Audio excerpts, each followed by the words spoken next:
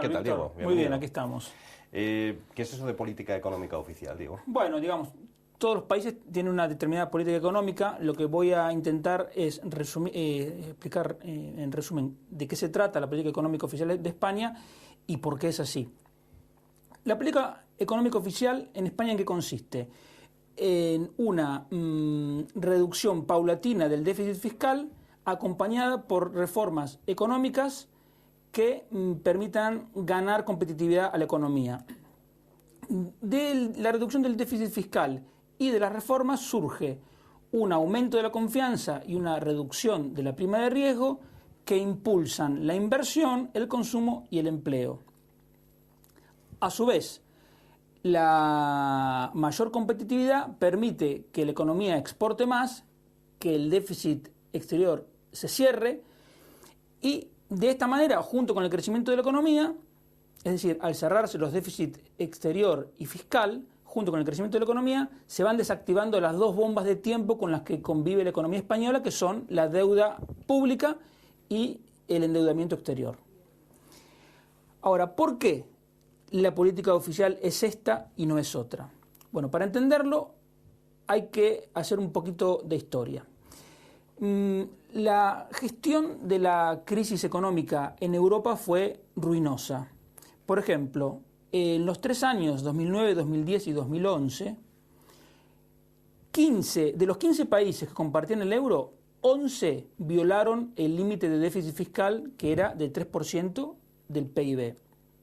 De ellos, España fue el tercero que acumuló mayor déficit, solo superado por Grecia e Irlanda. Además, entre 2007 y 2011, 10 países de la Unión Europea duplicaron o más que duplicaron su deuda pública, entre ellos España y Reino Unido. Si uno compara el PIB de 2011 con el de 2007, va a encontrar que en la mitad de los países de la Unión Europea el PIB era inferior y que en todos los países, menos en Alemania, en Bélgica y en Malta, la tasa de paro había subido. O sea, en definitiva, una gestión lamentable con unos resultados calamitosos. Entonces, se llegó a final de 2011 y los líderes de la Unión Europea dijeron, bueno, ¿qué hacemos? Esto es un desastre, lo tenemos que mejorar. De hecho, se pensaba, por ejemplo, en la desaparición del euro. O sea, cualquier escenario era factible en medio de ese desastre. Entonces, se llegó a un acuerdo para coordinar las políticas económicas. Dijeron, no puede ser que cada uno vaya por libre porque esto no nos está conviniendo a ninguno. Entonces, se creó un procedimiento de desequilibrios macroeconómicos que en definitiva es un mecanismo por el cual todos los años la Comisión Europea analiza una serie de datos económicos de cada país, mira cuáles tienen unos determinados desequilibrios, entonces a esos países les pide un plan para corregir los desequilibrios y luego supervisa el cumplimiento de esas condiciones, de ese plan. Dentro de, digamos, los países, dentro de la Unión Europea, los países que compartimos el euro tenemos unas exigencias mayores y, de hecho, en caso de incumplimiento, los países pueden recibir multas y sanciones. Al día de hoy, España es uno de los 16 países que está siendo supervisado por tener desequilibrios excesivos que requieren una acción inmediata.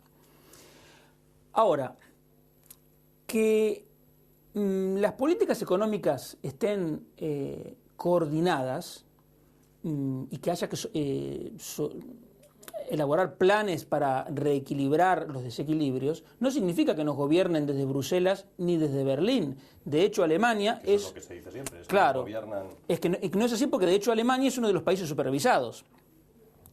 Entonces, dentro del marco, porque además dentro del marco que estoy comentando, dentro de esa coordinación, los gobiernos nacionales tienen un margen bastante amplio para definir cómo hacen las cosas. Por ejemplo, en el caso español, hay gente como yo que preferiríamos que la reducción del déficit fiscal se hiciera en mayor medida con reducción del gasto público, pero hay gente que prefiere hacerlo a través de un aumento de impuestos. O hay gente como yo que preferiríamos que las reformas económicas fuesen más rápidas y más ambiciosas, pero hay otros que prefieren hacer las mínimas reformas posibles, digamos, como para ir tirando. Pero esto hay que tenerlo claro, porque, digamos, lo que tenemos en concreto es que la política económica española es parte de una política económica europea. Entonces, las propuestas de los distintos partidos políticos pueden enmarcarse dentro de esta coordinación o no. Y las consecuencias son muy importantes, porque si uno está haciendo propuestas que van más allá de lo que permite esta coordinación, lo que está diciendo en el fondo es que quiere romper con la Unión Europea. Entonces, por ejemplo, hay gente que propone que, a pesar de que la economía está creciendo a un ritmo del 3% anual en este momento, dicen que hay que impulsar la demanda mediante el aumento del gasto público y de la inversión pública. Y para eso, ¿cómo lo financian? Bueno, con más impuestos o creando una banca pública. Entonces, y por supuesto que el tema fiscal lo dejan de lado. Cuando hablan de la deuda pública, y con la deuda pública, ¿qué hacemos? Ellos dicen, bueno, no hay problema con la deuda pública, o bien la reestructuramos, o bien confiscamos patrimonios privados, ellos le llaman impuesto a la riqueza, pero es una confiscación de impuestos privados, y con eso la pagamos. Entonces no hay ningún problema. Una vez más, quienes hacen esas propuestas disruptivas saben que las mismas implican romper las reglas acordadas dentro de la Unión Europea, y por eso es que al mismo tiempo llaman a unir fuerzas con otros países del sur de Europa. Ahora, lo que yo le diría a la gente es lo siguiente. El proyecto europeo, que es el que empezaron a construir en los años 40, personas con enorme visión, como Konrad Adenauer, Monnet o Schuman, entre otros, significó para Europa el mayor periodo de paz y prosperidad que tuvo jamás. Ese mismo proyecto europeo, hoy, entre otras cosas, consiste en unas reglas acordadas en común para llevar la política económica. Reglas que por otra parte son bastante razonables, porque entre otras cosas dicen, por ejemplo, que un país no puede gastar permanentemente más de lo que ingresa, que es lo que hace cualquier familia. Entonces, lo que yo le diría a la gente es que nosotros los españoles nos equivocaríamos gravemente si pensáramos que nos iría mejor combatiendo ese proyecto en lugar de mantenernos fieles al proyecto europeo. ¿Hay lugar, Diego, para que los nuevos partidos se salgan de esa política económica oficial? ¿O dentro de la Unión Europea sería imposible? ¿Eso conllevaría salirse de la Unión Europea? A ver, uno puede ir incumpliendo todos los acuerdos. De hecho, es lo que está pasando ahora con Grecia, pero también estamos viendo las consecuencias para la gente. Digamos, si la gente en Grecia está retirando el dinero de los bancos y se lo lleva o bien abajo de su propio colchón o se lo lleva para el exterior, es evidente que no tienen una confianza mínima para mantener su dinero ahí. Entonces,